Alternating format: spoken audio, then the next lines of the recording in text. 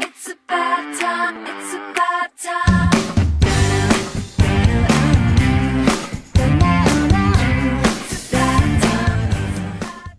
Well, hello and welcome to the vlog.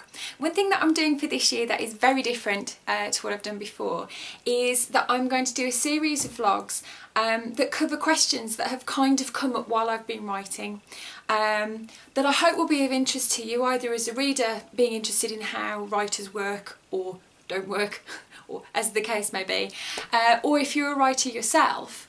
Chances are that you'll come up against this at some point. So this is the first one of those, and it's quite a personal one, so I make no apology for it, but it's something that's happened to me at the start of this year, and I just wanted to talk about it. And it's about how you write when you don't want to. This seems a crazy thing to say, you know, I dreamed of being a writer all my life. It's still my dream come true. I finally went full-time in 2013 after publishing 5 Sunday Times bestsellers. And it's always been my dream, and I love writing, and I can't ever imagine doing anything else. But there are times when you have to sit down and write and you really don't feel like it. You don't feel inspired, there's stuff going on, you know, outside influences, or things at work, or things in your family, or maybe you're ill, or you know, you have a disagreement with somebody and it comes out in your writing. There can be all kinds of reasons, and as writers we can be quite we can be tough as old boots, or we can be as fragile as porcelain sometimes, and life kind of doesn't hang on while you're trying to, you know, write your book. It carries on and it throws things up at you. Now for me personally, many of you who follow me on Twitter and Facebook will know I lost my gran in January.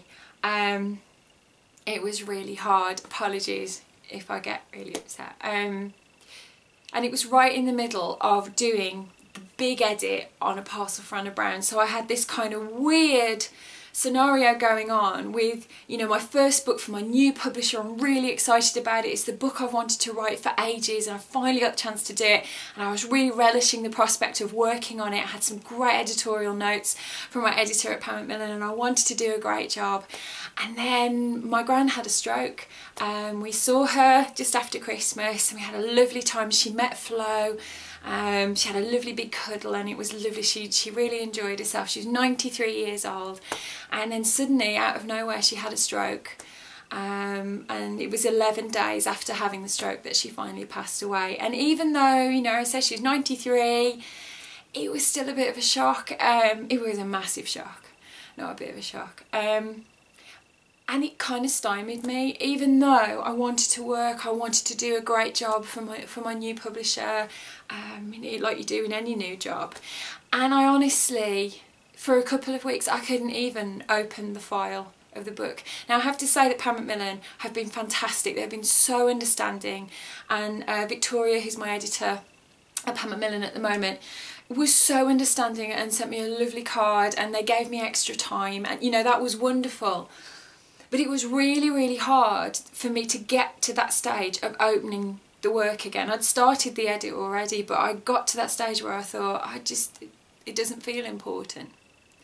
It doesn't feel important because I've lost someone that I love more than anyone on earth. And a lot of people will know that Grandma Dot in Old Take, New York is actually based on my gran, except she was called Doris. She was very pleased that I didn't call her Doris because she hated that name. So how do you get started when life is throwing things at you, when you're tired, when you're stressed, when you're ill, when something really major happens in your life, maybe a divorce, maybe, you know, a separation, or you lose someone? It's the hardest thing ever to get back into any kind of job. But when you're writing, because so much of it is looking in, it's really hard. I don't know that I have any definitive answers for you. The only thing that I did was really go back to what I loved about the book. I actually made a list of things that I loved about the story that I wanted to tell. I put the edits to one side for a couple of weeks, and I knew that I had extra time to write, and I really tried to get back to the reason why I do what I do, the reason that I love. I cannot, you know, I have so many ideas all the time, and I love sitting down and writing. And that was the only way really, was to reconnect with that love, and in any way that I could, and get excited about it. And the other way was really to write it as a tribute to my gran. Now, no one knows this, but whenever you get a new book published, you normally get a couple of copies first, and then you get a batch of author copies. One of the 2 copies that I received for every single one of my books, I gave to my gran. She was my first reader. She would read all of my books in sequence every year, adding the new one on in preparation for the next book. I told her about Anna Brown. She was so excited about it because she loves getting parcels through the post, and she loves beautiful things, so she loved that completely. She loved the fact that Jonah's friend is from Ilkley, which is where my gran was brought up and lived all her life. And so the only way that I could get through it was to reconnect with my love of that story, and to kind of write it in tribute to her, and think, you know, she loved this story and I've got to do it. I think my answer would be, how do you write when it's really, really hard? It would be, just find a way through it. Have support. Make sure that you talk to other writers, both published and unpublished. Get a support network of writers. And writers on Twitter are fantastic. Every writer that I've spoken to on Twitter has been wonderful, and I have a fantastic group of friends who were just brilliant, and they came alongside me and they offered to read bits that I wasn't sure about, and they helped me to discuss changes that I was making in the book, and they helped me to find that passion again. And it's really important that you have that support. Just find someone, friends, but try and find writer friends, because writers understand about listening to voices in your head. And it was that support that brought me through. But if anything, you know, if it's an inspiration to anybody, or if it helps anybody, you know, everyone goes through this. Everybody has stuff that happens in their life that happens at completely an inopportune moment and throws a spanner in the works. Just, you will get through it. You will get through those hard times. Just keep going and reconnect with your love of writing, and it gets easier.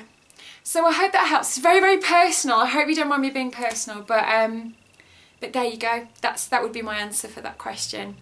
There'll be more of these to come. Keep watching, and if there's anything that you'd like to ask me about, you know how to get in contact with me. Email me, mirandawordy@gmail.com. Ask me a question on Twitter @wordsmith, or leave a comment underneath this blog. Thank you so much for watching, and I'll see you soon. Bye.